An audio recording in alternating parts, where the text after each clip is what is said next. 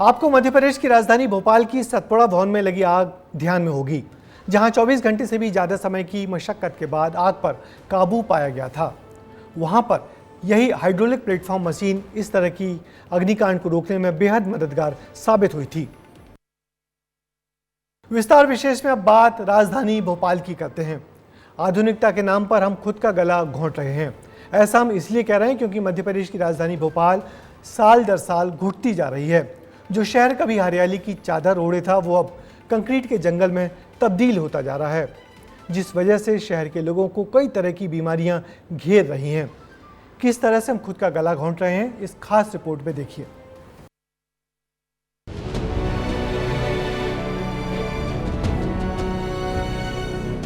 धीरे धीरे राजधानी भोपाल की सांसें साल दर साल कम होती जा रही हैं। ग्रीन कैपिटल का तमगा रखने वाला शहर अब धीरे धीरे घुटने लगा है। आधुनिकता की होड़ में आने के लिए भोपाल अपनी खूबसूरती और हरियाली को दांव पर लगा रहा है। मल्टी स्टोरी बिल्डिंग, चौड़ी सड़कें और मेट्रो शहर की दौड़ में हरा भरा भोपाल कहीं पीछे छूटता जा रहा है। जब भी ऑक्सीजन कम होती है तो केवल ऑक्सीजन कम नहीं होती, प्राणवायु भर कम नहीं होती। जनसंख्या बढ़ते जा रही, जनसंख्या का लोड बहुत ज़्यादा है। हर 10 साल में 5 लाख की आबादी भोपाल की बढ़ जाती है।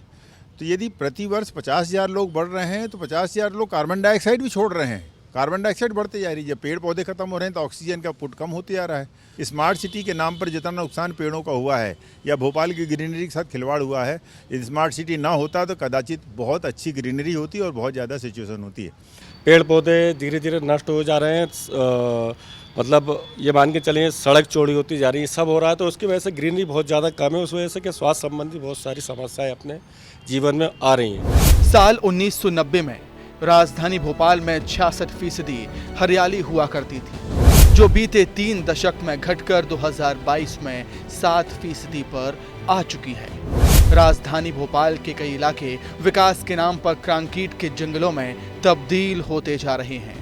शहरी इलाकों के साथ साथ अब पेड़ों की अंधाधुंध कटाई केरवा जैसे इलाकों में भी देखी जा सकती है, और इसका खामियाजा सिर्फ इंसान नहीं, जंगल में रहने वाले जीव भी भुगत रहे हैं।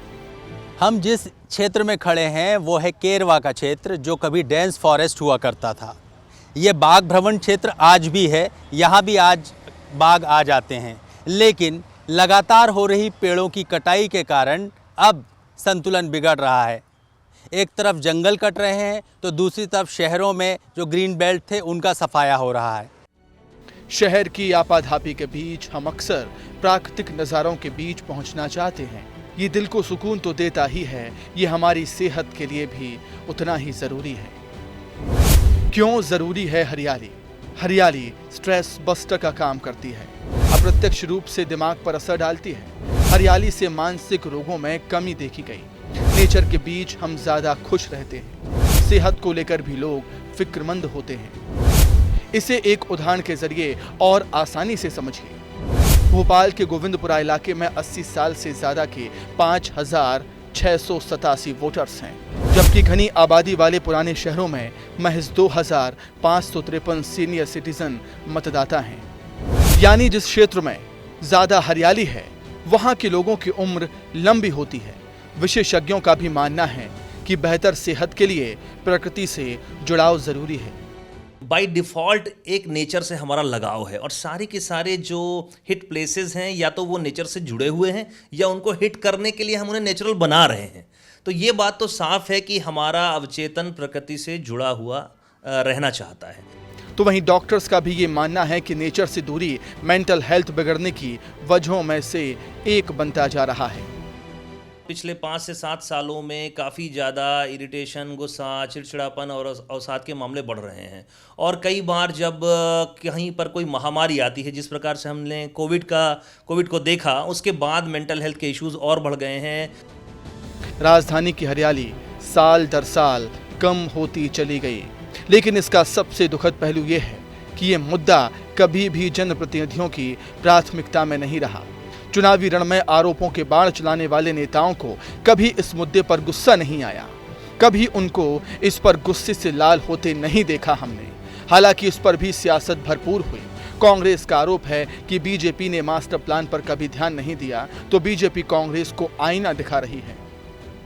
वो जनता का मुद्दा बनेगा तो राजनीति का भी मुद्दा बनेगा। भारतीय जनता पार्टी चाहती है न केवल राजधानी बल्कि पूरा परिक्षेत्र हरियाली से युक्त हो, और उसको लेकर विकास को लेकर कई बार दुराग्रह बनता है, लेकिन वो दुराग्रह भी टूटे, यही सबकी मंशा है। और आने वाले समय में मुझे लगता है इसमें और गति आएगी। देखिए 19 साल से मध्य प्रदेश में भाजपा की सत्ता है, लेकिन आज तक ही कभी मास्टर प्लान नहीं ला पाए।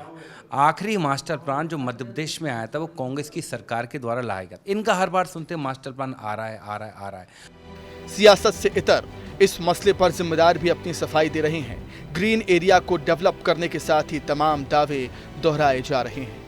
अभी हम लोगों ने सभी अवैध कॉलोनी के प्रकरण बनवाना शुरू किए हैं और उन पे कार्रवाई भी शुरू हुई है। 4 की जगह कार्रवाई हुई है, जिसको हम लोग लगातार बढ़ाएंगे और अवैध कॉलोनी पे सख्त कार्रवाई करेंगे। धड़ल्ले से चल रही पेड़ों की कटाई और कंक्रीट के जंगल इंसानों और वन्य जीवों के लिए मुसीबत का सबब बन रहे हैं, और इसके लिए जिम्मेदारों के साथ साथ आम लोगों को भी जिम्मेदारी उठाते हुए आगे आना होगा। विकास की बानगी देखिए, इन पेड़ों का क्या हश्र किया गया है। आरी चलाकर इन्हें छोड़ दिया है और दूसरी तरफ हम हरियाली के लिए तरस रहे हैं। कहीं ना कहीं विकास करने वाली एजेंसियों को इन पेड़ों को अगर ट्रांसप्लांट करती तो ज़्यादा बेहतर होता, भविष्य भी सुरक्षित होता, लेकिन इस तरह से विकास के कोई मायने नहीं रह जाते हैं। श्याम सिंह तोमर, कैमरा पर्सन नागेंद्र के साथ। तो हमने आपसे जुड़ी खबरें दिखाई, आपके मुद्दे उठाए। आगे भी हमारी कोशिश रहेगी कि विस्तार विशेष में आपके मुद्दों, आपकी खबरों को प्रमुखता से जगह मिले। अब मुझे दीजिए इजाजत, कल इसी वक्त आपसे फिर मुलाकात होगी आपकी खबरों के साथ। नमस्कार।